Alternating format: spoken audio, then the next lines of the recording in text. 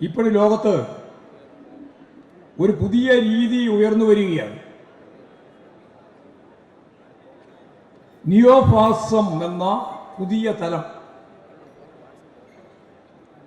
നിയോഫാസം ഇപ്പോൾ ചർച്ചയാണ്, മാതൃഭൂമിയാണ് ആ ചർച്ച തുടങ്ങിയത്.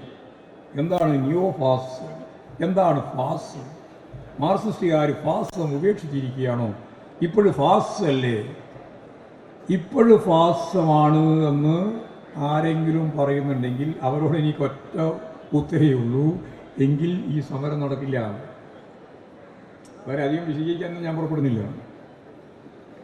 ഇന്ത്യൻ ഭരണഘടനയും ഇന്ത്യൻ ഭരണ സംവിധാനവുമാകെ ഫാസത്തിലേക്ക് എത്തിക്കഴിഞ്ഞു എന്ന് പറഞ്ഞാൽ പിന്നെ ഭരണകൂട വ്യവസ്ഥക്കെതിരായിട്ട് ജനാധിപത്യപരമായ രീതിയിൽ നടക്കുന്ന ഈ സമരമുണ്ടാവില്ല. അപ്പോൾ ഫാസാണോ അല്ലയോ നോക്കാനുള്ള ഏറ്റവും പ്രധാനപ്പെട്ട അളവുകോൽ ഈ സമരമുണ്ടോ ഇല്ലയോ എന്നാണ്. ഉണ്ടോ? ഇത് മായ? ഈ സമരം മായയാണോ അല്ല നമുക്ക് തോന്നുന്നതാണോ? വസ്തുതാപരമായിട്ട് ഈ സമരം നടക്കുകയാണ്. ഇവിടെ മാത്രമല്ല, ഡൽഹിയിൽ നടക്കുന്നു. അവിടെ കേന്ദ്രത്തിൽ 2 ദിവസമായി സമരമാണ്. കേരളത്തിലുടനീളം ഇന്ന് സമരമാണ്. ലോകത്തിന്റെ വിവിധ മേഖലയിൽ നടക്കുന്ന സമരത്തോടൊപ്പം ഐക്യദാർഢ്യം പ്രകടിപ്പിച്ചുകൊണ്ട് ഈ ഇന്ത്യയുടെ വിവിധ മേഖലകളിൽ പല ആവശ്യങ്ങൾ മുന്നോട്ടേക്ക് വെച്ച് സമരങ്ങളും പ്രക്ഷോഭങ്ങളും നടത്താൻ ഇപ്പോഴും നമുക്ക് അനുവാദമുണ്ട്. അതിൻ്റെ അർത്ഥം ഇന്ത്യ പഴയകാലത്തെ ഫാസിസത്തിൻ്റെയോ പുതിയ കാലത്തെ ഫാസിസത്തിൻ്റെയോ ഭാഗമായി നിൽക്കുന്നു എന്ന് പറയുന്നതിൽ അടിസ്ഥാനമില്ല. കുറേ ദിവസമായിട്ട് ചർച്ച തുടങ്ങിയിട്ട് നമ്മളെ സംബന്ധിച്ചിടത്തോളം നല്ല ധാരണ വേണം. അതിപ്പോൾ കോൺഗ്രസ്സുകാർ പറയുന്നത് BJPയുമായിട്ട് ചേർന്ന് മുമ്പോട്ടേക്ക് പോകുന്നതിൻ്റെ ഭാഗമായിട്ടാണ് ഈ രാഷ്ട്രീയ പ്രമേയത്തിൻ്റെ അകത്ത് ഫാസിസം എന്നുള്ള പദം CPIM പ്രയോഗിക്കാത്തത് എന്ന് രാഷ്ട്രീയ പ്രമേയത്തിൻ്റെ കരട് രേഖ എവിടെയോ കണ്ടതോ പറഞ്ഞതോ ആരോ പറഞ്ഞതോ മനസ്സിലാക്കിയിട്ടോ ഇപ്പം ചില ആളുകൾ, ചില ബുദ്ധിജീവികൾ ഉൾപ്പെടെ പറഞ്ഞുകൊണ്ടിരിക്കുകയാണ്. എനിക്കതിലൊന്നും തർക്കമില്ല. ഞങ്ങൾക്കിത് വ്യക്തമായ ധാരണയുണ്ട്. ഞങ്ങളുടെ ധാരണ എന്താ?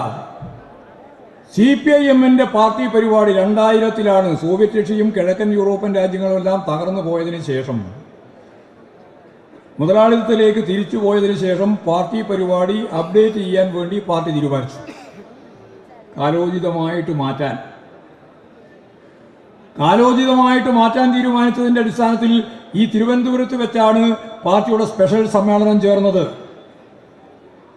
1964-ൽ പാർട്ടി കോൺഗ്രസിന്റെ ഭാഗമായിട്ട് 7ാം പാർട്ടി കോൺഗ്രസിന്റെ ഭാഗമായിട്ട് കൽക്കത്തയിൽ ചേർന്ന് അംഗീകരിച്ച രാഷ്ട്രീയ പാർട്ടി, നമ്മുടെ പാർട്ടിയുടെ പരിപാടി, അത് എല്ലാ കാലവും മാറ്റുന്ന ഒന്നല്ല. പാർട്ടി പരിപാടി സാധാരണ രീതിയിൽ മാറ്റത്തിന് വിധേയമാവാതെ ഒരു കാലഘട്ടം വരെ മുമ്പോട്ടേക്ക് പോകുന്ന ഒരു രേഖയാണ്. എന്നാൽ സാർവദേശീയ രംഗത്ത് വന്ന വലിയ മാറ്റം, ആ മാറ്റം അടിസ്ഥാനപ്പെടുത്തിയിട്ട് പാർട്ടി സെൻട്രൽ കമ്മിറ്റി തീരുമാനിച്ചു, നമുക്ക് കാലോചിതമായിട്ട് നമ്മുടെ പാർട്ടി പരിപാടിയിൽ മാറ്റം വരുത്തണം. കാരണം സോവിയറ്റ് റഷ്യയും കിഴക്കൻ യൂറോപ്യൻ രാജ്യങ്ങളും സോഷ്യലിസ്റ്റ് ക്യാമ്പും അതേപ്പറ്റിയെല്ലാമുള്ള പരാമർശങ്ങളുള്ള അതിൻ്റെ എല്ലാം ഭാഗമായിട്ട് രൂപപ്പെട്ട ഒരു പാർട്ടി പരിപാടിയാണ് 1964-ലെ 7ാം പാർട്ടി കോൺഗ്രസിന്റെ ഭാഗമായി കൽക്കത്തയിൽ തയ്യാറാക്കിയ പാർട്ടി കോൺഗ്രസ് തീരുമാനത്തെ അടിസ്ഥാനപ്പെടുത്തിയുള്ള രേഖ. നമ്മൾ തീരുമാനിച്ചു അത് മാറ്റണം. കാരണം സോവിയറ്റ് റഷ്യയില്ല, കിഴക്കൻ യൂറോപ്യൻ രാജ്യങ്ങളിലെ സോഷ്യൽ സമ്പത്ത് വ്യവസ്ഥയില്ല. എന്നാൽ ജനകീയ ചൈനയുണ്ട്, വിയറ്റ്നാമുണ്ട്, ക്യൂബയുണ്ട്, ലാവോസ് ഉണ്ട്, വടക്കൻ കൊറിയയുണ്ട്. ഈ രാജ്യങ്ങളെല്ലാം സോഷ്യലിസ്റ്റ് സമ്പത്ത് വ്യവസ്ഥയുടെ ഭാഗമായിട്ട് നിൽക്കുന്നുണ്ട്. പ്രതിവിപ്ലവ ശക്തികൾ അതിശക്തിയായിട്ട് ചൈനയെ ആക്രമിക്കാൻ ശ്രമിച്ചിട്ടുണ്ട്.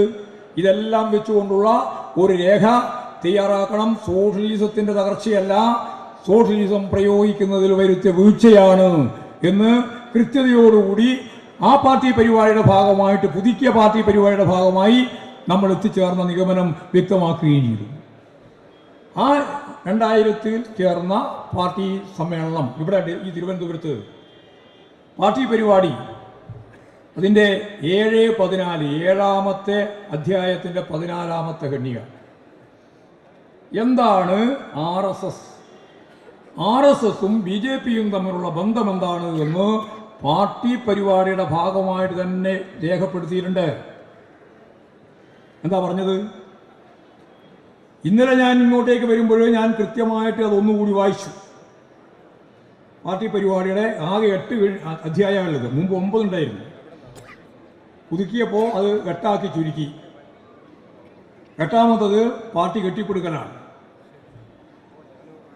7ാമത്തെ അധ്യായത്തിലെ 14ാമത്തെ ഖണ്ഡിക അന്ന് ഈ ഇന്ത്യയിൽ പ്രവർത്തിക്കുന്ന RSSനെ പറ്റിയുള്ള BJPയെ പറ്റിയുള്ള വിശകലനമാണ്. പാർട്ടി പറഞ്ഞു RSSനാൽ നയിക്കപ്പെടുന്ന രാഷ്ട്രീയ പാർട്ടിയാണ് BJP. അല്ലാണ്ട് BJP നയിക്കുന്നതല്ല RSS. RSSനാൽ നയിക്കപ്പെടുന്ന രാഷ്ട്രീയ പാർട്ടിയാണ് BJP. എന്നിട്ട് RSS എന്താണ് എന്ന് വിശദീകരിച്ചു. പാർട്ടി പറഞ്ഞു RSS എന്ന് പറയുന്നത് ഫാസിസ്റ്റ് സമീപനമുള്ള ഒരു സംഘടനയാണ്. ഫാസിസ്റ്റ് സമീപനമുള്ള ഒരു സംഘടനയാണ് RSS. ആ RSSനാൽ നയിക്കുന്ന രാഷ്ട്രീയ പാർട്ടിയാണ് BJP. അവിടെ അവസാനിപ്പിച്ചില്ല. എല്ലാ രാഷ്ട്രീയ പാർട്ടികളിൽ നിന്നും വ്യത്യസ്തമായി ബൂർഷ്വാ രാഷ്ട്രീയ പാർട്ടികൾ, പ്രത്യേകിച്ച് പറഞ്ഞു ബൂർഷ്വാ രാഷ്ട്രീയ പാർട്ടികളിൽ നിന്നും വ്യത്യസ്തമാണ് BJP. എന്തുകൊണ്ടാണ്?